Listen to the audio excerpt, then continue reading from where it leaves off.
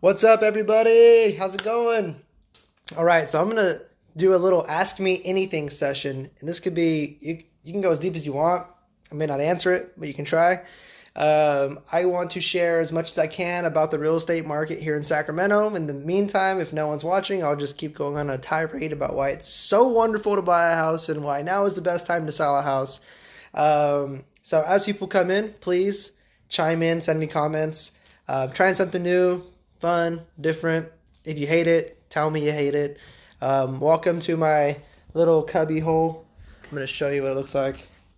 This right there is where I spend a majority of my time. If I'm working at home, I'm sitting down at the dinner table, just working, just reading emails, fun, studying real estate statistics, making phone calls, texting people, sometimes doing all three at once.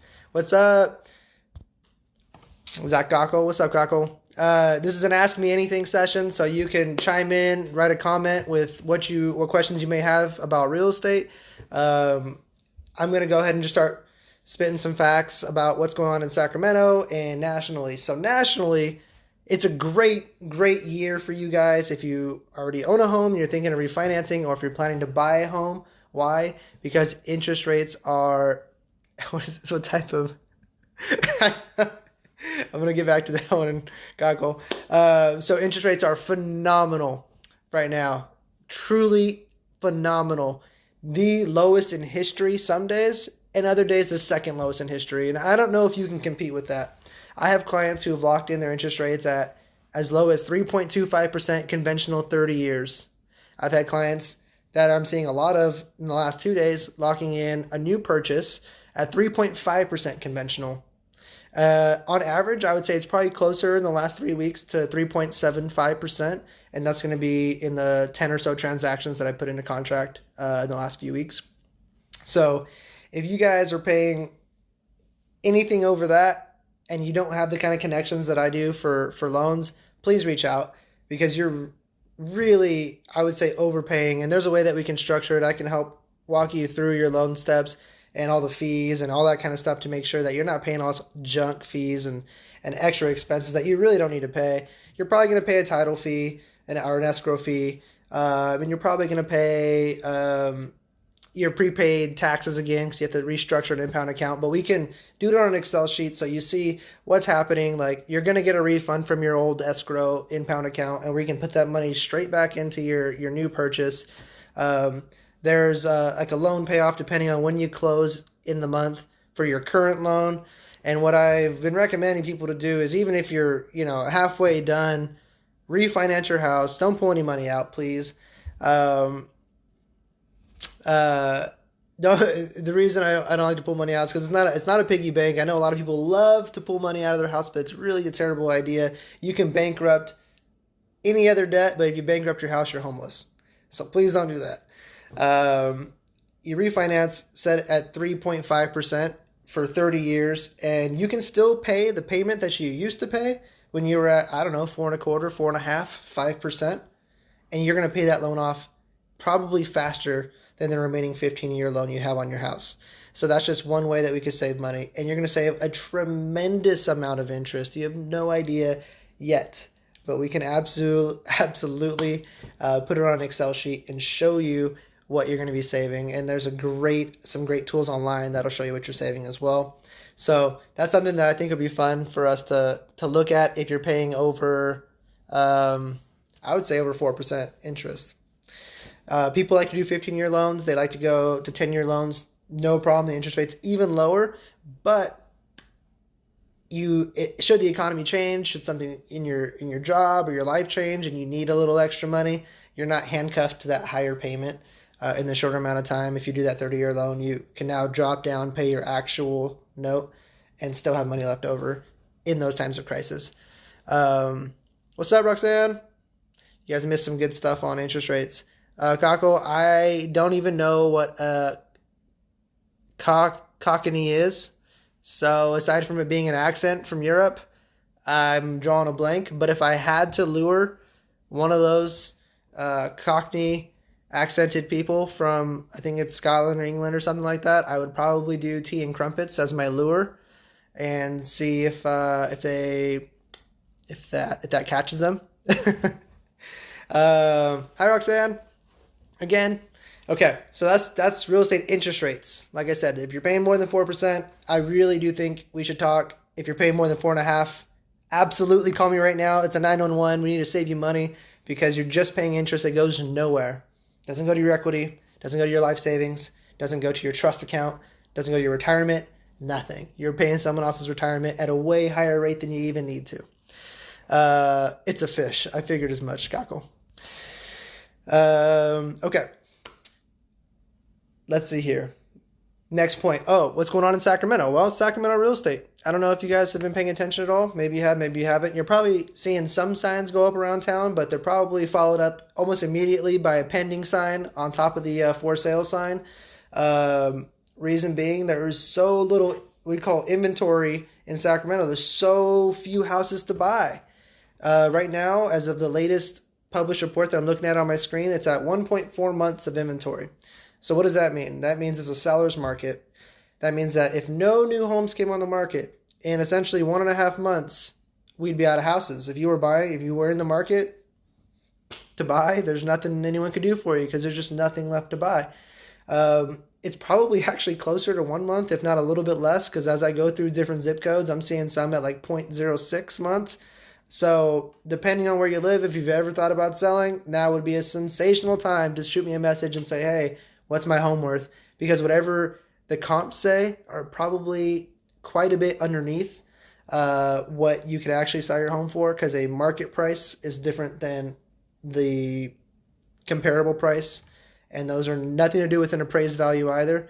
Appraisals are going to go based off of previous solds, and your comps are going to be a good indication of where price is going. Your pendings are a better indication of where prices are going. Actives occasionally can be a good guide, but sometimes they're in la land. But ultimately, I'm seeing on one house I have, I priced it perfectly, actually a little bit high, 326. Multiple offers received, 6 offers. We counted them all. We're going to settle for quite a bit more than that initial asking price. And that's just the nature of the market, especially under the median price. And the median right now is about $390. It's between $380 and $390, so it's in that ballpark, depending on which metrics you're using. Let's see if I did. Thought about doing a 15-year, but worried about losing the write-off. It's a good point. And not just that, you're tied to that note for 15 years. So if something changes, you have more kids, you need to take a vacation, a leave of absence, you're tied to whatever the payment is at 15 years instead of it being based on 30 years. If you're doing your 30-year loan, I would keep paying the same payment you're paying now because you're used to that payment, and you're going to pay off that loan probably in 15 years. And you got an interest rate of 3.25%. That's what I'm talking about, man. That's awesome, Roxanne. Good job. Saul, what's going on? Jack, how are you guys doing? I'm going to wave back at you. So interest rates are insanely low. Congratulations, Roxanne. I mean, I couldn't want anything more for anybody. Any one of my clients, friends, family, that I don't know that you'll ever get that interest rate again in your life. And then depending on the day, sometimes, I mean, God, I think that's insanely low. That's the lowest I've heard of anything since 2013 was the last time that I've seen rates that low for a conventional loan. Okay, so we're talking about inventory. Overall in Sacramento, I don't know if there's any questions. You guys can ask me anything. So whoever's here, feel free to chime in on a question, anything you might have been thinking about. Oh, rentals. This is a good one. If you own a rental, it's great news for you as well, because as impacted as the for sale market is, the rentals are probably even worse. I think rentals are in Sacramento, last I checked, was 98% occupied. So that means that of all the rentals that are available that are tracked, 98% of them have someone in the house. And I can tell you from friends and family and people who are renting, the last 2% are usually dumps. And they're usually dumps that want too much money for being a dump. They're dumps that don't know they're dumps. So the rental market's insane. It's a good thing and it's a bad thing. I understand there's some price shock and it's hard for people to afford good rentals. I mean, that's California in general. If you go to San Francisco, it's 10 times worse. And I really do feel that we have a housing crisis. here in California and in Sacramento. And I don't know the answer or the solution, but just the weather's so good that it's a great place if you're a transient to stay, versus going back east and freezing, or, even to Reno, 2 hours up the hill, you're going to have ice and snow. And so it just makes sense that people settle here. I have no solution there, and my heart goes out to everyone who is without a home. But for those who can and who are trying, or who have the ability to have a home or a rental, it's still really, really hard. If you own a home, I think it's the best option. If you're renting, man, with rents going up, oh, that's another fact. They're going up about 10% a year, and then California just passed a law, 2020, that a landlord cannot increase the rent more than 5% plus appreciation, or plus, what's it called? Oh man, there's the word for it. It is inflation. So a landlord cannot charge more than 5% plus inflation in Sacramento, or in California. Now it's California law. So, hey Brian. So if you're a landlord or if you're a renter, it's very good information to have. So you want to make sure you're always up to date. But since that slows down the increase in rental prices that we've been seeing, which were nearly 10% a year for the last 10 years, so it'll slow it down to about 5%, but realistically it's about 8.5% in Sacramento, because that's what inflation's like, 3.5 or so.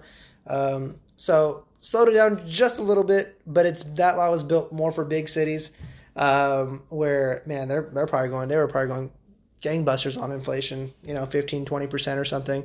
And the other part of that same law is that you could in the past be kicked out without cause, and now you have to have just cause. There's still some loopholes there where landlords can ask people to leave without just cause. I mean, they claim it's just cause, and that's up for debate for small claims court or even litigation or whatever. Mr. Padilla, what's going on, Tony? So when it comes to rentals, that's why it's just so hard. You can say like, hey, you're not giving me just cause, but they can make your life very difficult if they're a landlord, you're a renter. Plus, your payment can change every year up to 8.5%. So for me, that's never been the focus. I like to own rentals, but it's not on my side of the table. It doesn't make financial sense or stability sense versus owning a house, because owning a house, your payment can increase, and it will increase every year based on taxes. Taxes can go up. It's Prop 13, I think it's 2% a year. So your payment will change, a little incrementally every month, year over year. Incrementally, though, that's way different than an 8.5% change year over year. 8.5% is the difference between you being forced out and having to move, and you being comfortable and making your payment. So when it comes to home ownership, I think that's huge. You compound that ability to have security with the security of home ownership with the low interest rates environment we're having. So even if you need a down payment assistance, you're looking at the lowest interest rate environment since 2016, and then before that, 2013. And then if we rule those years out, ever in history. That's it, lowest interest rate environment. So even if you need down payment assistance and they charge more interest for, let's just say it's 1%, I don't know what the number is today. If they charge you an extra 1% to get down payment assistance, if you're not a homeowner, or you know someone who's not a homeowner and who's struggling with that rental cycle, you're still buying a home at the lowest possible interest rate in history, minus 1 or 2 times in history. And we're like right neck and neck with those 2 times. Some days it's way lower, other days it's right at par. Mr. Canton, what's going on? Frank, thanks for joining. So far in this video, when I go back and publish it, feel free to watch. So we talked about interest rates up front. We talked about the power of home ownership versus being a renter. In another video, I do want to talk more, if you guys are interested, about being a landlord. It's a plan that I've used my entire life. Some of the wealthiest people I know have bought homes slowly over time, and they weren't wealthy when they started, and now they have net worths that I can only imagine. I don't even know if I know numbers that big. So just wanted to share with you guys that I think homeownership is the number one key to success and security. And if you can add rental properties into that equation, then man, I think you really are multiplying the security, increasing your net worth, increasing the amount of assets you have, and really creating security and a foundation for yourself in the future, as well as your kids. And just my brief sales pitch on being a landlord, if you guys haven't done it or thought about it, is that being a landlord, I own multiple properties.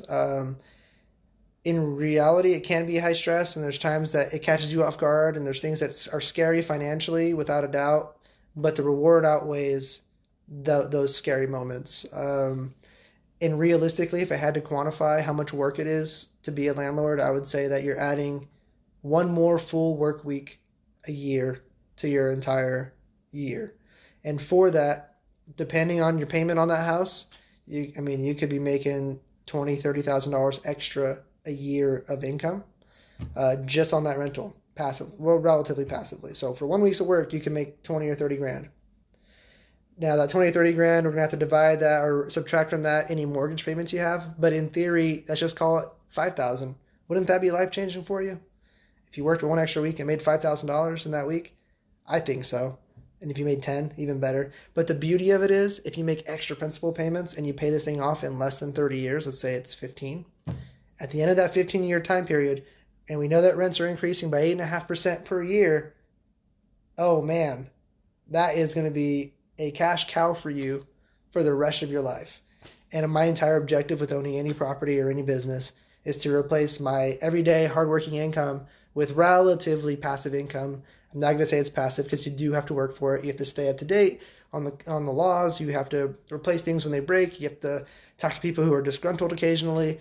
You have to interview people to put into those houses and pick the best ones possible.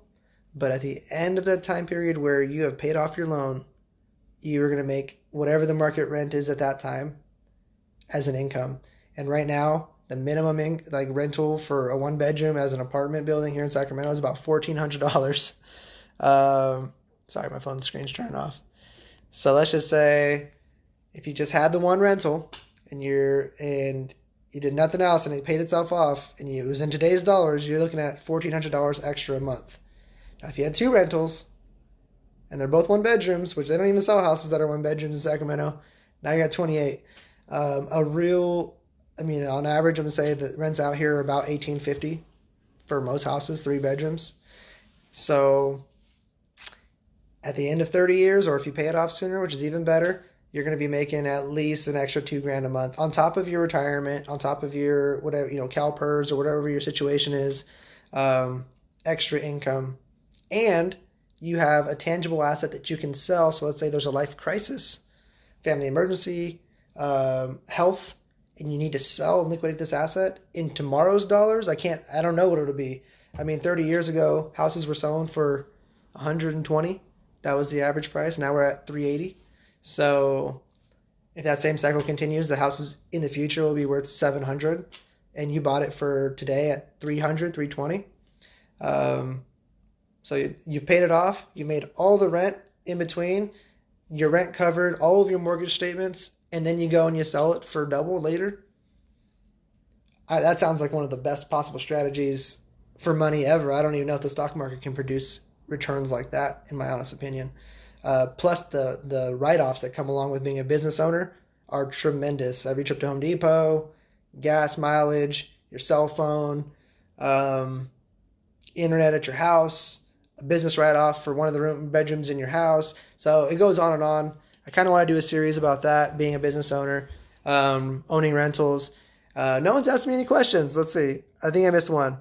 If I was a homeowner, can I still be considered a first-time buyer if it's been 10 years? Saul, great question. Absolutely. If you have not yet, it's been, I think it's 3 years, or maybe it's 2. It's 2 or 3 years. You're considered a first-time home buyer again after 2 or 3 years if you haven't purchased a home in that amount of time. So 2 or 3. I can look it up for you if you want to send me a message. Great question. I'm going to wave to everybody. Hey, Ted, Christy. All right, guys. So that's just a quick video. I'm going to post this one after it's all done. In the future, even after I post it, feel free to ask me questions. I won't be able to answer it live, but I'd love to at least get the dialogue going so I get a better idea of what we're doing in the future for future conversations.